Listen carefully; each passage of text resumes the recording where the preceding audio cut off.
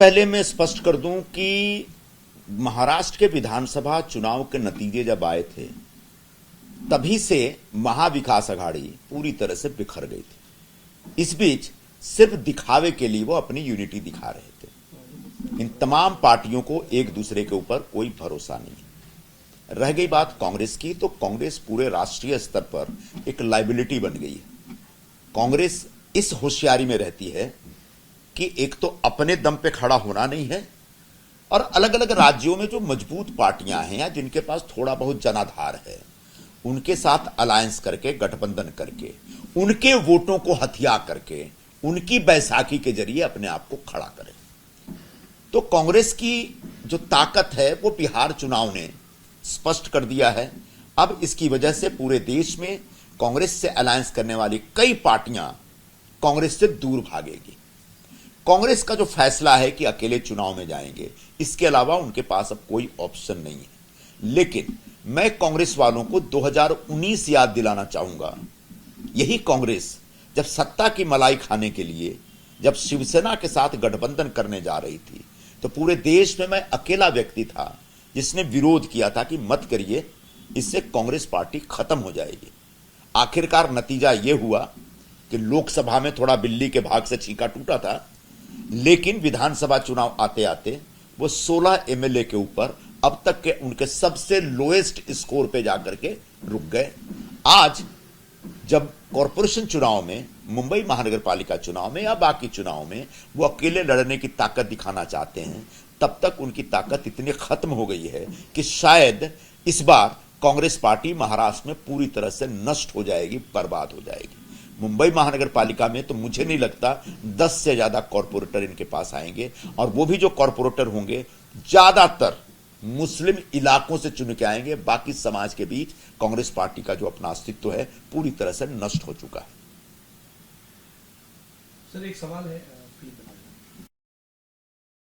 हम पिछले दिनों देख रहे हैं कि अजीत पवार खेमे में या फिर आपकी पार्टी में बीजेपी के कई मौजूदा यानी जो सिटिंग नगर सेवक थे, हालांकि टर्म खत्म हो चुका है, वो आपकी तरफ आ रहे हैं। तो ये महायुति में अचानक ये खींचतान जो चल रही है, इसका आपको नहीं लगता इसका असर जो है आपके और उनके रिश्तों में पड़ेगा? जिस तरह से आप लोग कई उनके कॉर्पोरेटर तोड़ के अपनी तरफ ला रहे हैं, अजीत पवार भी यही कर रहे हैं, बीजेपी के कई लोगों ने आपके कॉर्पोरेटर तोड़ के अपने पास लाए, तो महायुति में भी एक तरह से लड़ाई छिड़ी हुई है एक दूसरे के नेताओं को अपनी तरफ लाने की।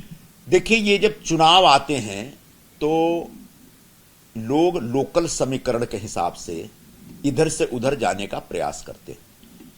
महायुति महाराष्ट्र में सरकार में है और महायुति सरकार में रहते हुए पूरी तरह से इंटैक्ट है, लेकिन तीनों पार्टियों ने आपस में तय किया है कि कुछ कॉरपोरेशन छोड़ करके बाकी जो नगर परिषदों के चुनाव हैं, उन चुनावों में हम एक दूसरे के से अलग होकर के लड़ेंगे, ताकि हम अपने कार्यकर्ताओं को ज्यादा से ज्यादा मौका दे सके चुनाव में हिस्सा लेने के लिए। और ऐसे में ठीक है कि बीजेपी के लोगों को हमारे पास नहीं आना चाहिए, हमारे लोगों को बीजेपी के पास नहीं जाना चाहिए, लेकिन कहीं कहीं अपवाद होंगे और कहीं कहीं स्थानीय समीकरणों के हिसाब से कुछ लोग बीजेपी के हों वो हमारे पास आ सकते हैं, कुछ लोग हमारे भी हो सकते हैं जो उनके पास जा सकते हैं, कुछ लोग अजीत दादा के लोग हो सकते हैं जो हमारे पास आ सकते हैं, कुछ हमारे लोग भी अजीत दादा के पास जा सकते हैं। इसका सीधे स्थानीय समीकरण से लेना देना है, इसका सीधे तौर पर स्थानीय स्तर के चुनाव से लेना देना है। इसमें बहुत बड़ा पिक्चर कोई ढूंढने की आवश्यकता नहीं है। पूरे महाराष्ट्र में जो युति है वो पहले की तरह इंटैक्ट है, इंटैक्ट रहेगी। यह हमारा आपस में एक अंडरस्टैंडिंग है कि हम छोटे चुनाव थोड़ा अलग अलग होकर लड़ें, ताकि तमाम इलाकों में कार्यकर्ताओं को ज्यादा से ज्यादा भागीदारी मिल सके। क्या ये बीएमसी चुनाव में भी लागू होगा? नहीं, बीएमसी चुनाव के बारे में मैं स्पष्ट कह सकता हूं कि मुंबई की महानगर पालिका चुनाव में युति हो रही है। भारतीय जनता पार्टी, शिवसेना और अजीत दादा पवार, इन तीनों पार्टियों ने तय किया है कि हम मिलकर के मुंबई महानगर पालिका चुनाव लड़ेंगे। वो इसलिए कि 25-30 वर्षों से लगातार उद्धव ठाकरे जी ने और उनकी पार्टी ने मुंबई को लूटा है, मुंबई के खजानों को लूटा है। यहां पे जिस तरीके से कॉन्ट्रैक्टर, इंजीनियर और उबाठा के बीच एक नेक्सस रहा, जिसकी वजह से मुंबई के लोगों को एक शुद्ध पानी के लिए तरसना पड़ा, गटर के लिए तरसना पड़ा, अच्छे रास्तों के लिए तरसना पड़ा, उनके स्कूल बर्बाद हो गए, उनके अस्पताल बर्बाद हो गए। तो इस लूट से मुंबई को बचाने के लिए, इस लूट से मुंबईकरों को बचाने के लिए हमने यह फैसला किया है कि तीनों पार्टियां मिल करके मुंबई महानगर पालिका चुनाव लड़ेंगी और इस बार मुंबई का महापौर महायुति का महापौर होगा। सर, कल उद्धव ठाकरे ने प्रेस कॉन्फ्रेंस में कहा कि बिहार में वही पार्टी जीती है जिसकी सभा में पूरी कुर्सियां खाली रहती थी। एक तरह से इलेक्शन कमीशन पर हमला किया है, आप इसको कैसे देखते हैं?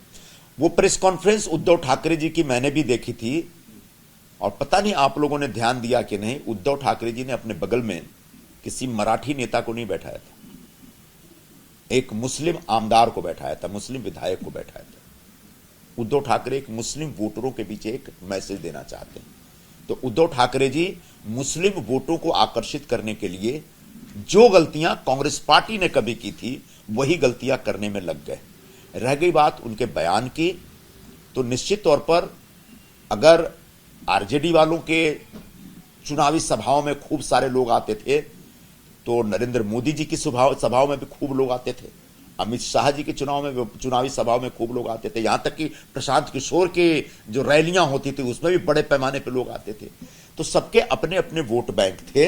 अब जहां तक आरजेडी के या तेजस्वी यादव की चुनावी सभाओं की बात थी, तो आज बिहार के हर जिले में इतने मुस्लिम और यादव हैं कि तेजस्वी यादव को सुनने के लिए मैदान भर सकते हैं। लेकिन याद रखना चाहिए दोनों मिलकर के 25-30% ही होते, इससे ज्यादा नहीं होते हैं। तो 70% लोग हैं जो आपके खिलाफ है, आपकी सभाओं में नहीं आ रहे हैं। तो 70% लोग आपके विरोधियों की सभाओं में जा रहे हैं, मतलब भारतीय जनता पार्टी और एनडीए के जो तमाम पार्टियां उनकी सभाओं में जा रहे थे, जो आपको दिख रहे थे। एक तरफ 70% था और दूसरी तरफ 30% था। नतीजा सामने है।